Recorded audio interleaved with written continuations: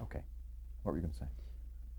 You have to realize that film television in that period of time when I was at CBS, it was a very impersonal thing. I never met the directors. I never met the producers. I never talked to anybody. Lud Gluskin. Would he Uh, assign the shows? yeah, he assigned the shows. And so on a Twilight Zone, would Lud say, well, this one needs an original score. Jerry, it's your turn. And next week it would be Fred Steiner's turn or whatever. I don't know. How many did Fred do? Fred did a few. You know, there was a period where Lud had this love affair for Van Cleve, and He did a lot. that Nate did a lot of. He was a good orchestrator. I don't think of him as a composer so much. I think Jeff Alexander did a couple of Twilight Zones. Did you know Rod Serling? Yeah, I met Rod not because of Twilight Zone, but because of live television. I met him when we did a couple of He wrote a couple Playhouse 90s, didn't he? and a couple of climaxes also. But he was a nice guy. Because I met all these writers and all these people. We all became sort of like a. You became when you're doing live television, you become a family because it was a matter of survival. I mean, all we want to do is survive this week and get through this, and then the only difference was I was doing it every week, so I had to survive every week. Um, I remember there was an original theme for the Twilight Zone that Bernard Herrmann had written. Mm-hmm. And the second season, they junked it and replaced it with a piece of track out of the library that Marius Constant had written. Mm-hmm. But I was also given to understand, and I think maybe Don Ray told me this, that several of you guys contributed themes to the Twilight Zone in hopes of getting a new theme. Were you one of the people who wrote, did you write a new theme that maybe didn't get used for Twilight Zone? I know Herman did. Do you remember? I don't think so. Okay. I don't remember. So much of that period is sort of blank because there was. I remember getting out of bed one day and fainting from exhaustion. Because you were just. I mean, you became a machine. I mean, I was home, I was finishing up a show, and it was like 9 o'clock at night, and I get a call from the producer. Oh, I need a theme for such and such, and so I quickly wrote a theme for a show I'd never even seen. And I mean, that was the way things were done in those days. Why did you wind up leaving CBS? So they didn't pick up my option. They fired me. Why did they fire you? There was no need for me anymore. The shows were all going off the air, and there was no need. Playhouse 90 was off the air. That was it. Dramatic television was through. Live dramatic television was through. It was all going to be film, and there was no need to keep me on. So I did that last Twilight Zone. I think as freelance. That last Twilight Zone of yours was The Invaders. Yeah, and I think I did it as a freelance. And that aired in January of '61. Does that mean that your contract was up at the end of 1960? I think it was. Okay. What did you do then? I was terrified because all these years I got a check every week, and I didn't know what to do. I remember I went out to Review, which is Universal, and There was a lot of television going at Review. yeah, and they gave me an episode of Thriller to do, and then they loved that, and I became a regular on that show. But you were not under contract at Review. No more. Thriller was the Boris Karloff hosted, some more or less horror anthology. Yeah. You did a number of those. I think maybe at least 12. Was the atmosphere different there? Yeah. Hey, you have to excuse me again. Okay, sure. Okay, on a show like Thriller, I mean, we started to say, is the atmosphere different at Review than it was at CBS for any reason? Well, there was a whole different I was just one of many composers, and it was sort of exciting because we all had little offices to work in. I'd be in one office, John Williams was in another office, Lalo Schifrin was in another, Quincy Jones was in another, Dave Grusin was in another, and we were all trying to outdo each other, and the scoring stage was going like 24 hours a day over there. We all we all had one thing in mind. We wanted to do features. It still went on, but we were all trying to outdo each other and trying to do something unique and different. And it was again very exciting. It was a very creative time, which doesn't exist now. And it's yeah, it's a factory mentality now in the creation of music for television, and it's also that's starting to pervade motion pictures all of a sudden. I mean, and it's sort of sad that, but in those days we really took pride. I mean, today they're you know there's the ghostwriters have ghostwriters doing. I mean, how can one person do 5 television shows in a week? I mean, it's like, you know, working all night to do one show a week. It was, we took such pride in it, and it was really very exciting in those days. And we were all sort of listening to each other. And I stand outside, Dave Grusin's door, listen to what he was writing, and say, that's pretty good. And I'm sure they were standing outside my door listening to what I was writing, and we were all, but we were all sort of friendly camaraderie at the same time. And it was very exciting. How big it? I mean, I always thought that some of the music on Thriller was some of the most interesting and original on television in that period of time. And Yeah, it was because it was really trying to. I think we were trying. First, we were allowed to do anything we wanted to do, and you were working for whom there? but we had this one. Our mentor was Stanley Wilson. He was the head of music at Review. Yeah, and What was he like? well, Stanley was great, and he loved all of us, and he loved they were all trying to outdo each other, and he gave us like free reign to do whatever we wanted to do, and the crazier and the wilder we got. Again, it was the same old thing. If you didn't do it this week, next week one week you'd hit a home run, the next week you'd strike out. But we were always trying something different. One of the other things I loved about Thriller was the fact that the end titles of Thriller would always be like a miniature overture of that particular evening's theme. It wasn't Pete Rugelo's Thriller theme. It was something from your score for that evening. Is that what we did? Oh, And it I always, remember. it was always, I thought, one of the, a kind of moment for the composer to shine. And it was really kind of nice that they I don't did. think we really wrote that. I think it was just tracked from the show. It was an interesting period, though. But it was very exciting because I did, more than just Thriller out there. Started doing a lot of shows there. But I think I started doing Kildare. Yeah, I wanted to ask you about that. I mean, you're working on Thriller in 1961, but Dr. Kildare at MGM also went on the air in the fall of '61. Now, how did that come about? Well, Norman Felton Produced Yeah, Kildare. and that came from television, from my live days. So he asked you to score the pilot for Kildare? Mm-hmm. And do you remember anything about how you decided on your musical approach, that fanfare that sort of began the theme, that sort of thing? No, it was just, I just sat down and that's what came out.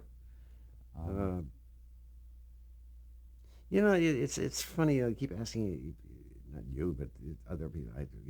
Looking for the intellectual or the motive behind, or the motivation behind. There wasn't time for motivation. We were doing. I can't speak for the writers. I can't speak for the actors. I can't speak for, but as a composer, I mean, you're jumping from one show to the other, week in and week out. There's no time for motivation. You got to write 30 minutes of music in 4 days, and you're lucky to get anything down. Anything on paper will. And yet, not everything will work dramatically. Well, it seemed, in my case, most of it seemed to work, which was sort of lucky or something. I don't know. Maybe it's instinct. Maybe it's dramatic. But I think a lot of it goes back to what I was saying about having a dramatic instinct, and you just sort of know what's the right thing to do, and just have to translate that into musical terms. But there wasn't a lot of time to sit and think, and there was no time to ruminate, about this character and that character, what's the underlying motif of this, and as a matter of fact, just get it done and get it into the copyists. In that era of film television, when you were doing Thriller at Review, or maybe you did a few Kildares at MGM, would you have a whole week to write a score? Or maybe longer? No. And Thriller, you'd get the show on Friday and have to record it Monday morning. You'd literally have only 3 days to do it? The schedules at Review in those days were impossible. I mean, that place was, it was a factory. It was just churning out the sweetest thing I remember about review, because we were doing all those westerns then too. You did Rag and Train, a couple of them. Yeah, but they did how many different westerns were they doing? That was the thing. And at lunchtime, you'd see all of these young cowboys getting into Corvettes and driving off to lunch somewhere. It was a funny sight. Uh, and the scoring stage was literally going day and night over there. Would you ever record at night? Yeah, sometimes you'd have to. You couldn't get in the daytime, so you'd have to go at night. Wow. Do you remember any other shows you did at Review in that period of time? Well, I did Wagon Train. I did. I think you did a couple of Destries. Which one? Destry? No, I didn't do that. No. No, there were a couple others I did there. You must have it on my list. Yeah. I did GE Theater there. Yes, you did several GE theaters. Yeah, there. GE Theater moved to all film. Yeah. I did. Did you do an 87th Precinct? I might have done it. Did I do any? I might have done one. Yeah. And I see you did one Chrysler Theater. I did. Yeah. And a Kraft Mystery Theater. Hmm. But but then I was doing a lot of. I was doing Killed there. What else did I do? I did. You did Kane's 100. Did Kane's 100 at MGM. Yeah. I mean, you must have been constantly on the move because there's a lot of film, television. I did a lot of television. Yeah. How many musicians would you tend to have at Review, say on a thriller? 13. 13. That was it. 13. I remember. And I didn't like the way they recorded it out there. And I figured the best way was I'll do all strings. That way they can't screw that up.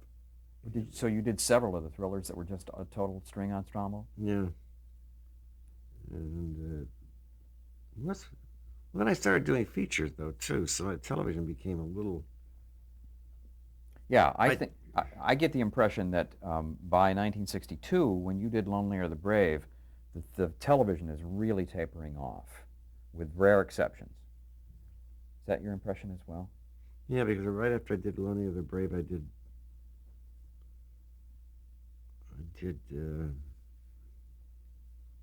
Spiral Road, and then I did Freud. Right, those were all features. Yeah, and then I did more, but there was still television interspersed through the 60s. Yeah, and let's talk about that. You seem to work regularly for Norman Felton. Norman, I think, correct me if I'm wrong, tended to call you first when he had a new show. Yeah, he always did. So I did Man from U.N.C.L.E. Man from U.N.C.L.E., fall of 1964, that went on the air. Yeah. Do you remember anything about what you thought when you first saw the show, or... I thought the show was silly. Did you? I was sort of stupid myself. It was the first of the spy shows on television. Yeah, but it was all a ripoff of, 007, except that this had a sense of humor. Again, we were all so busy then that, you didn't stop and analyze any of these things as to what they were. I mean, it was quite original, and it was cute, the show. And I always loved your theme because I thought it sort of married a kind of martial approach with a kind of jazzy approach. Yeah, I never quite knew why I wrote that theme, but... And it was in 5/4, which was an unusual time signature for television. Yeah, that was... The 5... why it came to me that way, that's the way it came to me. I mean, I was full of these surprises. But again, that was a period when you only did 3 of those shows and clearly had moved on to other things or were doing features. How many episodes of Uncle did I do? Just 3? The pilot and 2 episodes of that first season. Didn't I do next season, or just... No, the second season they brought in Lalo to arrange the theme. Yeah, because they didn't want to spend that much money for... Because it was like 16 or 17 pieces. Tops. And the second season of Uncle, they only had 8 or 9 musicians. Yeah, well, Lalo redid it for a little ensemble. At some point, you went to Fox, though, and started doing shows at Fox. Well, Fox, actually, I went to Fox because Fox put me under contract. To do features? Yeah, for features. I was there. What was your first feature there? Do you recall? The first feature I did at Fox was it Take Her, She's Mine, I think. About 64. No, it was before that. It was like 62, I think. Okay. I think I did that. Was it Tinker She's Mine or that picture of the insane asylum? What's the name of that picture? Oh God, I don't know. I don't know. Directed by Terry Sanders. I can only tell you that I know that in the fall of '65, you did The Loner at Fox. That was television. That was television. And you also gave a Voyage to the Bottom of the Sea a new theme, which didn't last long. Which wasn't used. I remember that Irwin Allen produced that show, and I remember he came on the stage when I did the theme, and he said, "That may be your kind of music, but it's not mine." And it lasted 1 week. Well, it lasted that episode. The theme didn't even get on that episode. They went back to the Paul Sautel theme. I don't know why they wanted to change it. Paul's theme was fine. Yeah, that's funny though. That was the one episode you did of Voyage to the Bottom of the Sea. Not a pleasant experience working for Irwin. But The Loner was a Rod Serling created show. Yeah, Bill Dozier produced that. And it was a Western. It was Rod. I didn't realize it. I forgot that Rod did that. Mm-hmm. Any memories of writing that music, that theme? Yeah, that theme came out of the theme is. Now that I can tell the story is. Actually, that theme started in "Lonely Are the Brave." It was the counterpoint. It went to a cue in "Lonely Are the Brave." It was the counterpoint to the theme I wrote for "Lonely Are the Brave." And one scene, I thought, well, it's silly to waste this as just a little. I'll do it as a full-blown theme. And it was great. It was a good theme. But you continued to bounce around. I mean, it looks like in the fall of '66 you did another Norman Felton show. You wrote the theme for Jericho, a World War II. Oh, I forgot about that. God. Was Yeah. that Norman? That was Norman. Yeah, Norman Felton. That didn't get on. Did that get on the air? Lasted 1 season. Oh, In fact, Lalo had actually written the theme and the original score, and they brought you in to do. I just don't think Norman was happy with what Lalo had done, oh, really? and so you wound up with the theme. I forgot. Your first Emmy nomination was actually on Thriller, Mm-hmm. and you got another one for writing the Man from U.N.C.L.E. theme. Do you recall anything about your reaction when those nominations came your way? Well, the Thriller. That was my first nomination for anything. That was like a major event. I mean, that was the biggest thing. And I remember going to the Emmys, and the first thing that was announced was music, and I lost to Leonard Bernstein in the New York Philharmonic. It was not exactly a category that was specifically in my area. Yeah. That was a real catch-all category in those days.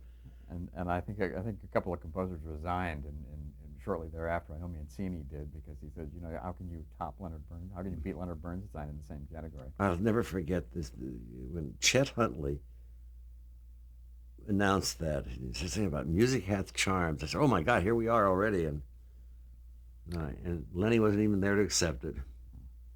Do you recall doing a CBS Playhouse for Herb Brodkin called The People Next Door? Mm-hmm. Was that live? Late '60s this was. Mm-mm. Tape? It was taped. It wasn't filmed. It was taped. And I did that in New York, I remember. Mm-hmm. Well, that was Herb. He was always calling me back to do so. I went back to do a couple of things with Herb in New York.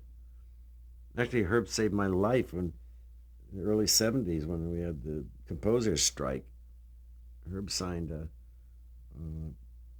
Favored Nations clause, and I did a movie of the week for him and a pilot for Herb. Great. Before we get to the '70s, there's a couple more things I want to ask you about the '60s. In general, were orchestras still small in television? 15, 20 guys, tops maybe? Did you ever get more? 20, we've never had 20. I mean, orchestras, when they do use an orchestra today, they're much larger. I know when I did the theme for Voyager, I had 50 men. Wow. But that never happened in the old days. 1969, you did the pilot for Room 222. Is that 69? That was Fox. It was at Fox. Do you recall why that came to you? How that came about? No, I guess they just liked me and they hired me. And this would have been something that you'd gotten from Lionel Newman, who was music director there? Or would it have been a producer who would have called you? It might have been, what's the producer? Reynolds. Gene Reynolds? Gene Reynolds produced that. Because by that you had done an awful lot of action kinds of oriented things, and the Room 222 show was sort of quiet and gentle. Sweet and gentle. It's a nice theme. Lovely thing. It must have been Gene Reynolds. And you did just an episode or two of that, I assume. Did I do episodes of that? Just the pilot and one other one, I think. Yeah, I think I did do it. Yes, I remember doing another episode of it. Yeah. But that became a big hit show. It went for several years, I think. Yeah, it was a good show, actually. It was a good show. You rarely recorded these for records, though, any of these themes or scores. Is that because there was no interest in doing so? They didn't put television soundtracks out then.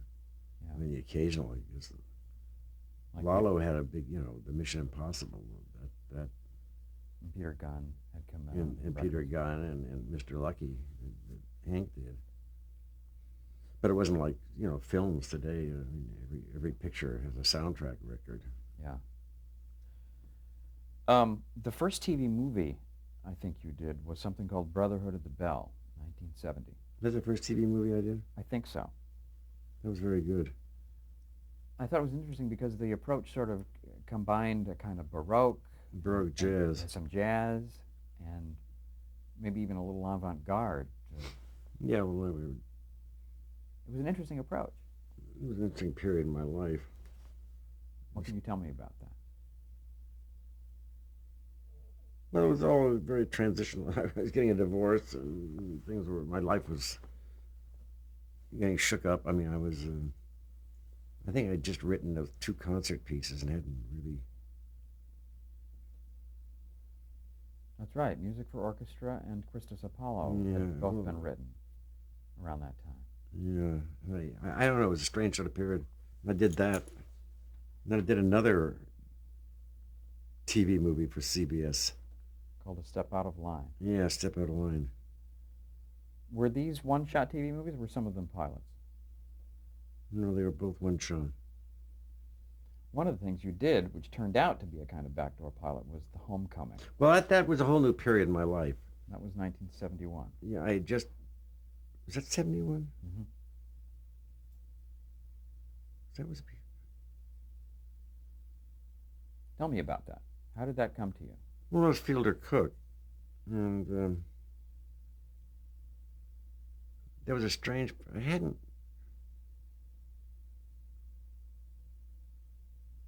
Yeah. Well, I don't know. I start the chronology of when I got married again. So that was 72, but Carol and I were together then, and that was sort of like the next period in my life. And I went through this long period where I couldn't get a feature. It was like a year I couldn't. I'd done Patton and been nominated for Patton, and it was a huge success, and went up to Europe and did a movie which was not a success, and I couldn't get a feature. But I did a lot of television after that. And Homecoming was one of that was sort of the pilot for the Waltons, Right. which wasn't really the pilot. Because it was intended as a one-shot film, I think. Yeah, but it became like a Christmas annual show. It kept showing. It was a wonderful picture. And can you talk about what kind of music you wrote for that? Well, it was very, very folksy and very, it was a terrific theme I wrote for that show, and I thought, gee, that when the Waltons came up, and that's the perfect theme for.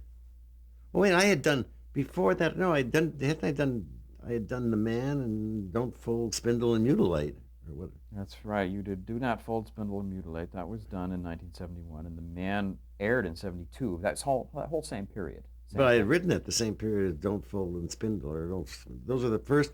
Those shows were the beginning of Lorimar. That's right. That's right. Lorimar was just a little dinky outfit that. Who ran that? Was that Lee? That was Lee Rich. I mean, Lee Rich was actually running it then,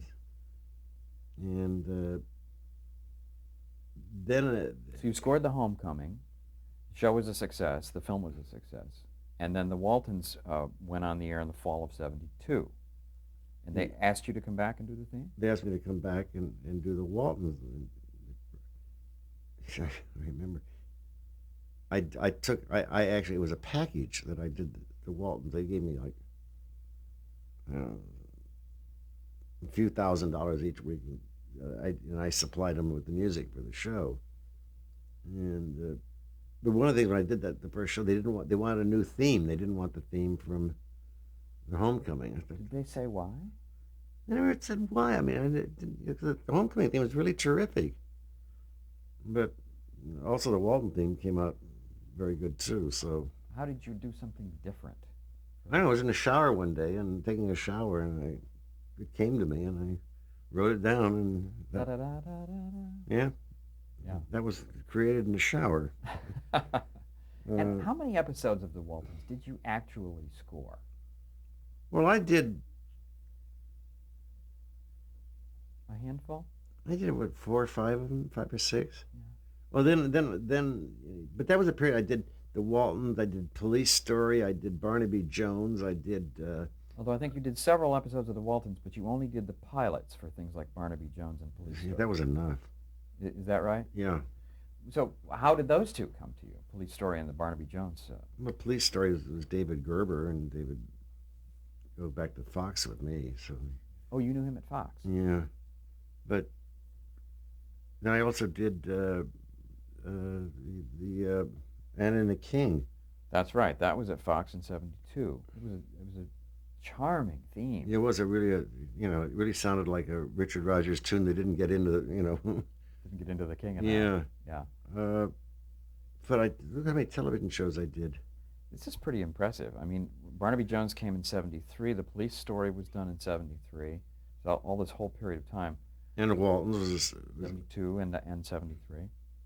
uh, What Anna about and the Barnaby King. Jones? I mean, that seemed like Well, that was I can tell it now. I mean, it was a Quinn Martin show. yeah, and I went to see this, and I was really desperate because I couldn't. I had just gotten married, and I was terribly in debt, and I needed to make some money, and I couldn't get a feature, but I kept getting all these television shows, and I went to see Barnaby Jones, and this is dreadful. And I called my agent, and I said, I can't do this thing. It's so awful. And he said, do it. I'm still making money from it, I mean, It ran for years. yeah, and it's still running. I mean, of course, all these shows are showing somewhere, but that was, And Police Story, you wrote a great theme for that pilot as yeah, well.